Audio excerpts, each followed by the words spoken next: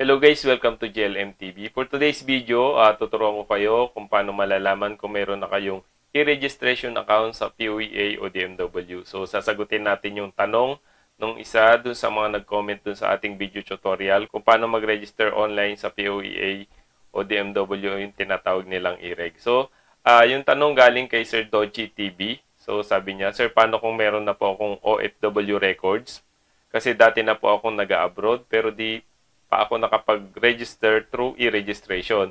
Magre-register pa ba ako or may account na ako dyan agad? So, sa case ni Sir Dodgy, dati na siya nag-abroad pero hindi niya alam kung meron na siyang e-registration account kasi hindi pa niya na-try mag-register through e-registration.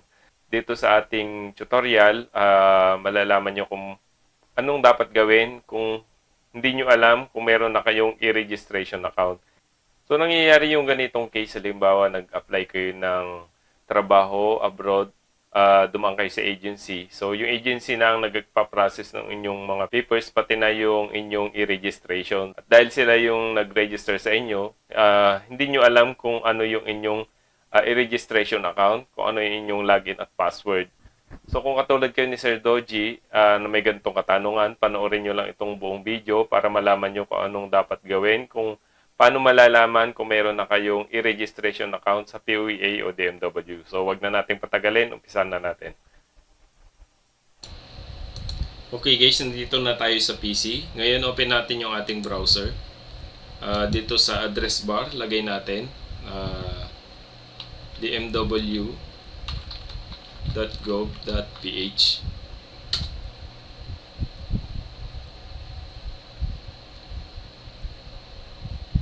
Okay, nandito na tayo sa DMW website.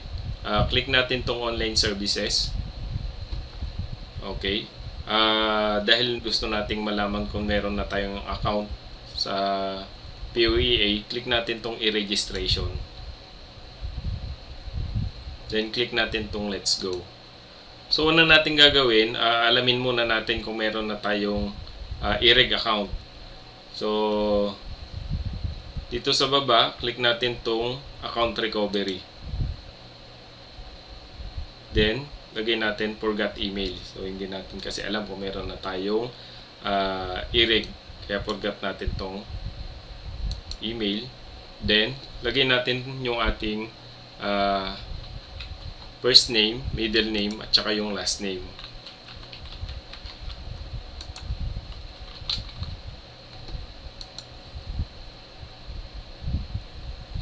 Then, click natin tong next. Kapag click nyo tong next tapos walang lumabas, kahit ilang ulit nyo i-click yung next, walang lumalabas na record, andyan pa rin siya. Ibig sabihin, wala kayong record sa POEA o wala kayong e-registration account. Pero kapag click nyo tong next tapos may lumabas na details dun sa inyong e-registration account, ibig sabihin meron kayong account sa POEA o meron kayong e-registration account.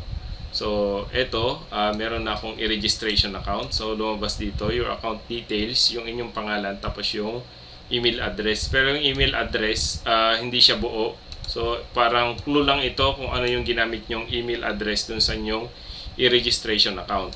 Tapos, nakalagay dito sa baba, please check if the following details is yours. In order to recover your account, you need to file a ticket on POEA Online Help Desk. So, check nyo kung sa inyo nga itong account na to, pangalan nyo at email address nyo yung nakalagay. So, kung yan yung email address nyo at yung pangalan, pwede na tayong mag-file ng ticket sa POEA Online Help Desk. So, re-recover na natin yung account nyo. So, yan yung unang paraan kung paano natin malalaman kung meron na tayong e-registration account sa POEA o DMW. So, yung pangalawa naman, close muna natin to. So, pag click pala natin tong POEA Online Help Desk, so ito ilalabas. Click nyo lang yung continue. So, dito tayo magpapile ng ticket sa Online Help Desk ng POEA. So, close muna natin. So, ano yung isang paraan para malaman natin kung meron tayong e-registration account. So, click natin tong e-registration.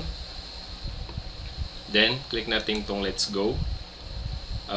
Then, click natin tong register. So, accept lang. Tapos, so try nating mag-register. So, kung meron na tayong i-registration account, dapat lalabas na meron na tayong i-registration account o already registered. So, kung wala, di ba makakapag-register tayo. So, try natin.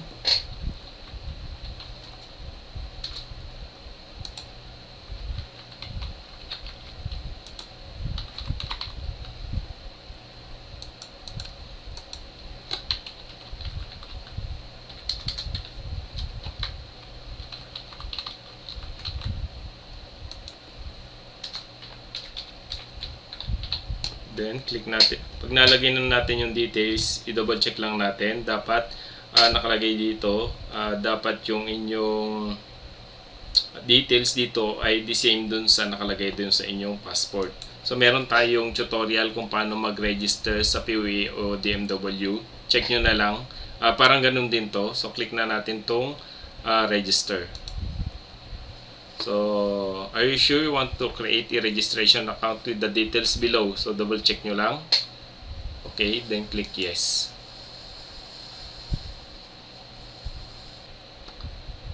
So, ito nga yung sinasabi ko kanina, dahil meron na tayong account sa PUA, DMW o e-registration account, ang lalabas dyan, you have already registered. Please check your email or file a ticket on PUA Online Help Desk for assistance. So, hindi na tayo makakapag-register kasi naka-register na tayo. Okay? So, sabi niya, mag-file daw tayo ng ticket. So, ibig sabihin, para ma-recover yung ating e-registration account. Kaya tayo magpa-file ng ticket sa PUA Online Help Desk. Okay? So, ibig sabihin, meron na tayong account. So, kung clinic naman natin yung register at wala pa tayong record sa PUA o wala pa tayong e-registration account, ito naman yung lalabas. Ang lalabas dyan, account registration result success. Account is successfully created. Please check your email to activate your account. Your e-registration number is, bibigyan kayo ng e-registration number.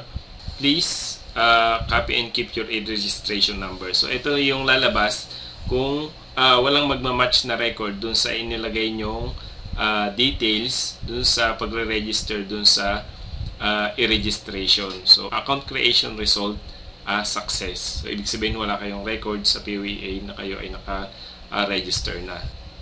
Okay na tayo dun sa pag-check kung meron na tayong e-registration account o meron tayong record sa PUA online. Okay, so anong ating gagawin para ma-recover natin yung ating e-registration account sa PUA o DMW?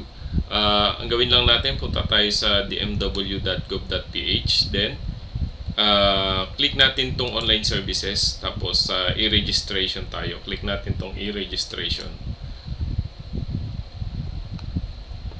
Okay, andito na tayo sa online services portal. Dito sa DMW Online Help Desk, dito sa baba, makikita nyo dito, create ticket. So dito tayo magpa-file ng ticket para ma-recover yung ating e-registration account. So bigyan ko lang kayo ng preview. Click, then welcome to PUA Online Help Desk, then continue lang. So dito tayo gagawa ng ticket para ma-recover yung ating e-registration account. So dito yon, gagawa tayo ng separate na video tutorial kung paano mag-recover ng e-registration account. So ilalagay ko lang po yung link dun sa description sa baba pag nagawa na natin yung video tutorial na yan. Sa ngayon, ito lang muna. Ito muna yung tutorial natin kung paano malalaman kung meron na tayong e-registration account sa PUA DMW Online. At sa mga may ganitong katanungan, sana nasagot natin yung tanong nyo kung paano natin malalaman kung meron na tayong e-registration account sa PUA DMW. Okay, yan lang po. Maraming salamat. Kung meron kayong question, suggestion, ilagay nyo lang po sa comment section. At kung hindi pa po kayo nakapag-subscribe, click nyo lang po yung subscribe button. Click nyo na rin yung notification bell para ma-update po kayo kung may mga bago tayong video tutorial. Yun lang po. Maraming po salamat.